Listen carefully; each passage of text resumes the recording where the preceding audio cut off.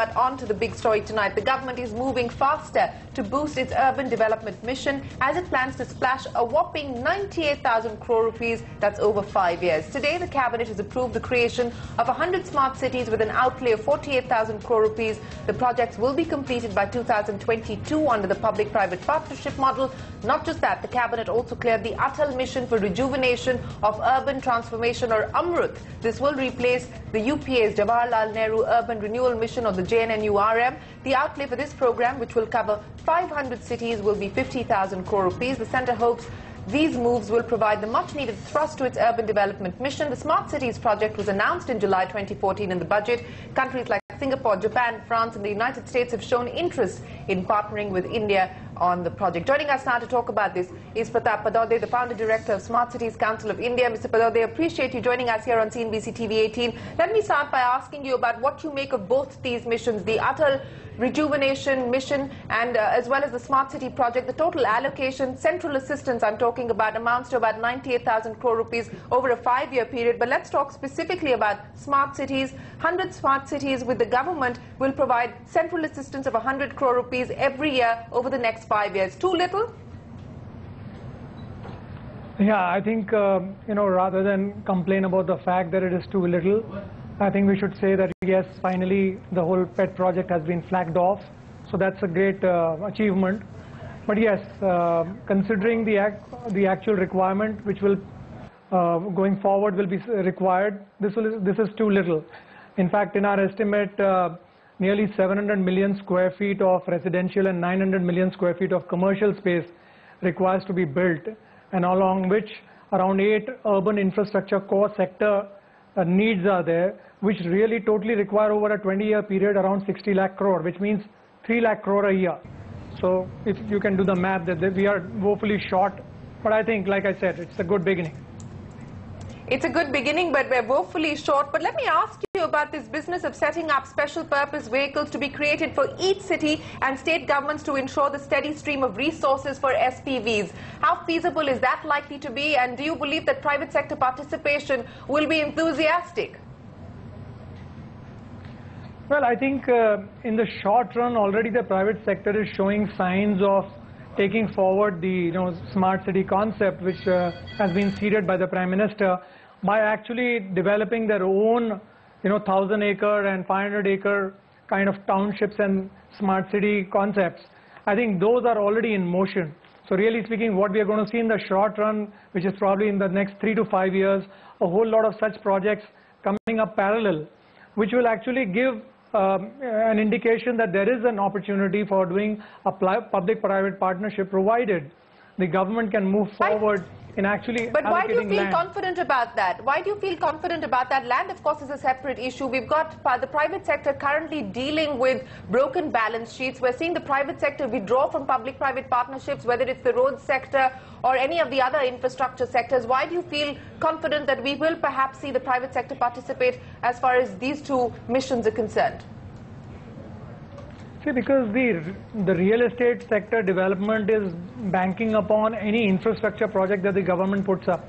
The moment you have these 100 cities and you actually satisfy one key infrastructure norm, whether it be a bridge or whether it be a waterfront, the real estate development is going to pan out. Like, for instance, the DMIC.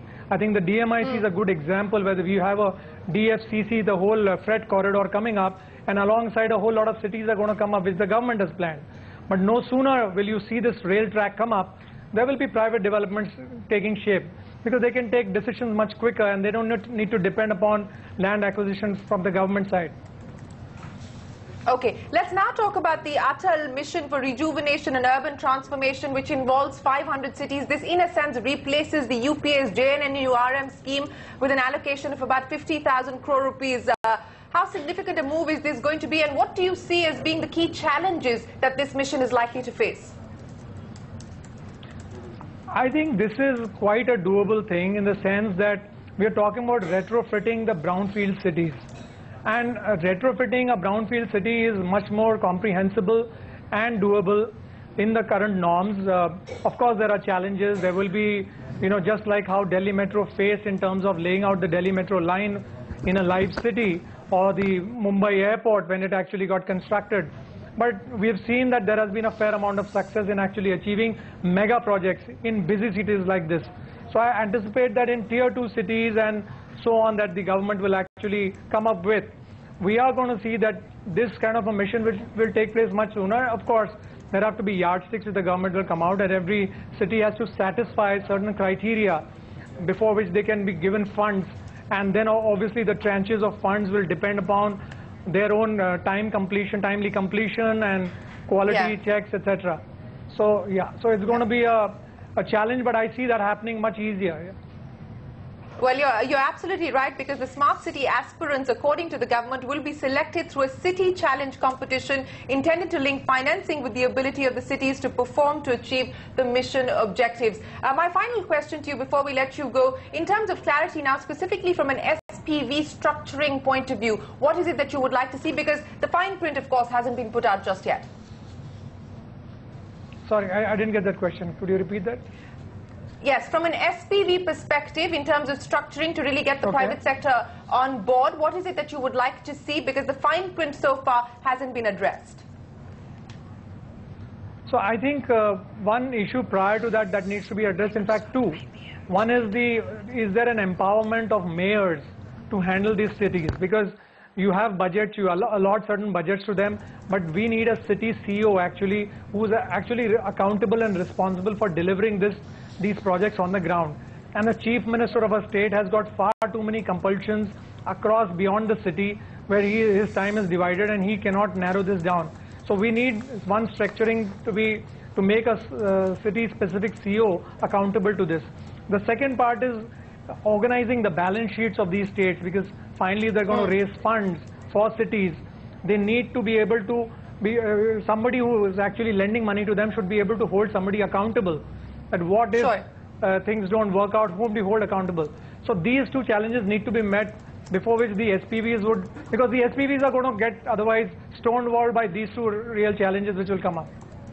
You're absolutely right. Of course, there's many a slip between the cup and the lip, and this will boil down to execution on the ground. But today, the cabinet approving the mammoth 98,000 crore rupee central allocation for the two missions, that's the Smart City mission and the Atal Urban Rejuvenation mission. Mr. Vadode, always a pleasure speaking with you. Thanks very much for joining us on CNBC TV 18.